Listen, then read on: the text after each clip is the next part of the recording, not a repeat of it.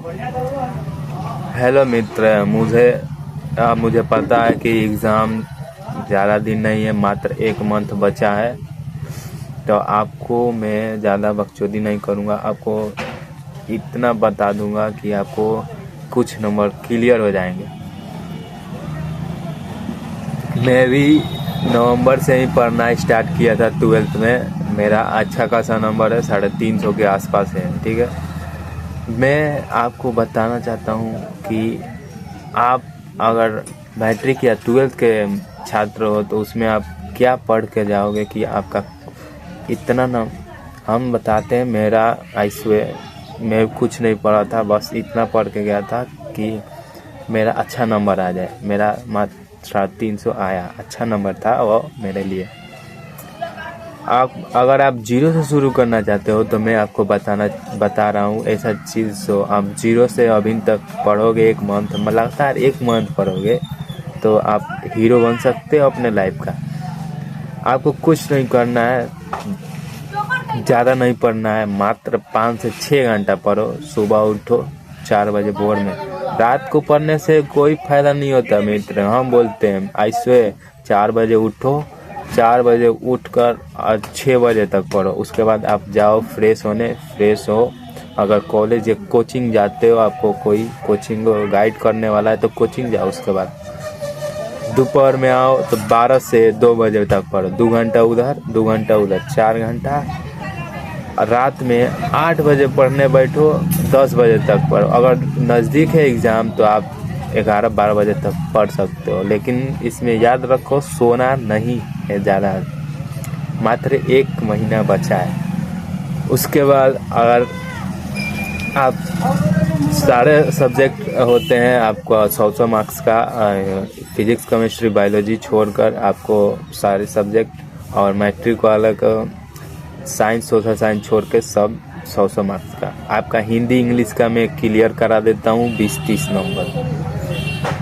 आपको कुछ नहीं करना है, प्रो सेक्शन और पोइट्री सेक्शन का ऑथर और उसके कविता का नाम दोनों याद कर लेना है। याद से मैं बोलता हूँ, आइसवे मैंने पिछले साल एग्ज़ाम दिया था, उसमें या पीछे आप खोल के देख सकते हो, सब में पूछेगा ऑथर और उसके कविता का नाम। आपको कुछ नहीं करना है, जितना है प्रो सेक्शन पोइट्री सेक्शन सब याद कर लेना है। हिंदी इंग्लिश बोथ दोनों का बात कर रहा हूँ मैं।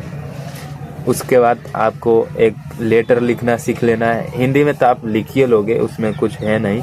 आप इंग्लिश में थोड़ा लिखने प्रैक्टिस कर लो या एक बार देख लोगे। आप कुछ नहीं करना है, ऊपर से लिखना है। और उसके बाद बीच में आप क्वेश्चन भी लिख दोगे ना तो अच्छा खासा नंबर 5 में से 4 दे ही देता है, अच्छा नंबर दे देता है। और उसके बाद आपका 10 नंबर ये क्लियर हो गया। 10 नंबर 15 नंबर का पूछता है आपका लॉन्ग क्वेश्चन आंसर में, उसमें रहता है मिलान करने का। प्रो सेक्शन पोइट्री सेक्शन दोनों में से आता है 5-5 10 नंबर का, दोनों हिंदी इंग्लिश दोनों में मिलान कर दो। उसके बाद याद कर लो, उसके बाद मिलान कर दो, 10 नंबर क्लियर हो जाएगा आपका। और एप्लीकेशन लिखने का आएगा, वो 5-5 नंबर दोनों में क्लियर हो जाएगा। उसके बाद आपको कुछ नहीं करना है, ज़्यादा से ज़्यादा यूट्यूब पे जाओ, सर्च करो कि 12th क्लास सब्जेक्ट बताओ, MCQ आएगा। आप उसे कोई भी सर हो, लेकिन आप फेमस टीचर से पढ़ोगे तो थोड़ा ये रहेगा कि उनको थोड़ा एक्सपीरियंस है, तो आपको ज़्यादा से ज़्यादा अच्छा पढ़ाएंगे, जो एग्ज़ाम में पूछने का चांसेस ज़्यादा रहते हैं। आप जाओ, लाइव जोन चल रहा है उसे मत देखो, जो पढ़ा दिया गया उसे 1.5x या 2 गुना पर देखो, आराम से स्पीड में देखो। उसे आप सिर्फ देखो, याद ऑटोमेटिक हो जाएगा अगर देखोगे तो। मैं ऐसे ही हालत में वीडियो बना रहा हूँ, लेकिन मुझे लगा कि ये आप लोगों के लिए ज़रूरी है, इसलिए मैं बता देना चाहता हूँ। और मैथ में भाई आपको तो मेहनत करना ही पड़ेगा, आपका सॉल्यूशन करना ही पड़ेगा, लेकिन MCQ से आप निकाल सकते हो मैथ अच्छा खासा। जो 0 लेवल से सिर्फ MCQ देखे आराम से निकाल लोगे, उसमें कुछ ज़्यादा नहीं है। और बायोलॉजी में ये याद कर लो कि अगर चित्र बनाएगा आइवे करेगा, चित्र बनाने के लिए आएगा ही आएगा। और मादा जननांग हो गया, पुरुष जननांगों को, वो आइवे करेगा या पुष्प का फूल बनाने का आएगा। आई ट्रस्ट में 0 से गया था, मेरा अच्छा नंबर आया है। तुम भी जाओ, अच्छा नंबर ला सकते हो। और कुछ नहीं, हिंदी इंग्लिश जो मैंने बोला उसे याद कर लो। लिख के देता हूँ, तुम्हारा हिंदी इंग्लिश में दिक्कत नहीं आने दूंगा। 20-20 नंबर तो ऐसे ही क्लियर करा दिया। MCQ देखोगे तो आपको 20-20, उसमें एक पोएट्री प्रोसेस से 20-20 नंबर उसमें आ जाएगा। आपको कुछ नहीं करना है, उसका जन्म तिथि और मरण दिन, डेट ऑफ बर्थ और DOB दोनों याद करना है। उससे होगा कि आपका MCQ भी क्लियर हो जाएगा। ज़्यादा दिन नहीं है, 1 महीना है। आपको कुछ नहीं करना है, हम सजेस्ट कर रहे हैं, कुछ मत करो। YouTube पे जाओ, MCQ देखो, वो भी स्पीड में देखो, याद करो, कुछ नहीं करना है। आप टेंशन मत लो, पास हो जाओगे, ठीक है। उसके बाद अगर आप परीक्षा हॉल में जाते हो, बोलते हैं टीचर के चीट मत ले जाओ, ये मत ले जाओ, तुम्हें नहीं पता है तो एग्जाम में आकर तुम्हारे लिख देंगे, नहीं ना लिख पाएंगे, ठीक है। तो तुमको लगता है कि मुझे मेरा क्लियर नहीं है, तुम ले जाओ, ज़रूर ले जाओ, ठीक है। तुमको कुछ नहीं करना है, तुम कुछ नहीं पढ़ो तो भाई लेके जैवे करोगे, इसमें कोई शक नहीं है। बट मैं जो बताया हूँ उसे याद करके जाते हो तो तुम्हारा हर सब्जेक्ट में 20-20 नंबर क्लियर हो जाएगा। और बायोलॉजी में तुम्हें ज़्यादा कुछ नहीं पढ़ना है, याद रखो। चाहो MCQ मारो, YouTube पे सर्च करके सिर्फ MCQ मारो। और अगर लॉन्ग क्वेश्चन देखना चाहते हो 2025 तक का क्वेश्चन बैंक में के जितना लॉन्ग क्वेश्चन है उसमें रिलेटिव में आया है, अगर आप 26 में एग्ज़ाम देना चाहते हो तो आप ये देखो, भाज्य संख्या अगर 2025 में मैंने दिया था तो 23 का याद किया था, 21 का याद किया था, 19 का याद किया था 2000। आप 26 में देने आ रहे हो तो 24 का, 25 का याद कर लो, 24 का याद कर लो, 22 का याद कर लो, 20 का याद कर लो। ज़्यादा पीछे जाने की ज़रूरत नहीं हो, वही रिपीट करके आगे देता है। आप जाओ, क्वेश्चन आप मिलाओ, कौन कौन सेम क्वेश्चन है, उस जो ज़्यादातर आपको आइडिया है कि पूछने का चांसेस ज़्यादा हैं उनको टिक लगाओ, उनका सॉल्यूशन देख लो एक हाली, उसके बाद जाके लिख देना।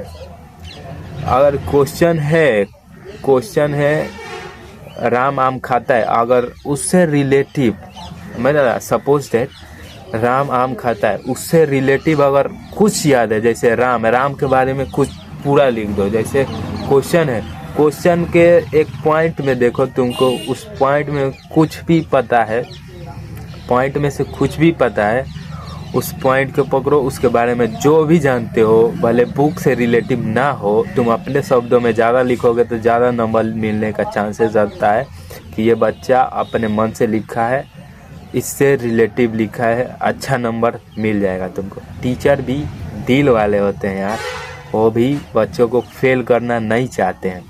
तुम कुछ भी लिखो लेकिन लिख कर आओ, कोई भी क्वेश्चन छोड़ो नहीं, उससे रिलेटिव जो भी तुमको पता है वो सब लिख दो, सब।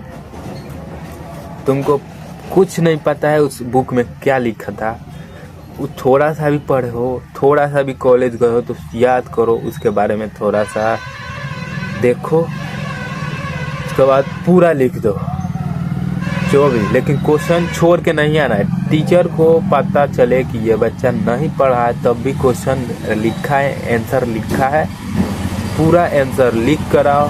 आई स्वेयर तुम्हारा अच्छा नंबर आएगा। तुम 0 से शुरुआत करते हो तो भाई जाओ, एग्ज़ाम दो, याद करो। आई ट्रस्ट तुम्हारा एग्ज़ाम अच्छा ही जाए, प्रार्थना करते हैं भगवान से। और अगर 12th के बाद जो तुम करना चाहते हो, अच्छा क्या करें क्या नहीं, तो इस चैनल को सब्सक्राइब कर दो। मैं अगला वीडियो में बता दूंगा कि 12th के बाद क्या करना है, आप लोगों को किस चीज़ में जाना है, या मैट्रिक के बाद क्या करें। मैं अपना एक्सपीरियंस, मैंने 2 साल गंवाए हैं, वो 2 साल में मुझे पता चला है क्या करना चाहिए था। मैं बताऊंगा नेक्स्ट वीडियो में। उससे पहले चैनल को सब्सक्राइब कर लो, और वीडियो आपको तो थोड़ा सा भी मोटिवेट किया, थोड़ा सा भी, तो लाइक कर दो और कमेंट में रेड हार्ट, रेड दिल भेजो। नेक्स्ट वीडियो में सत्कार आ जाएगा पक्का। जाओ एग्ज़ाम देने।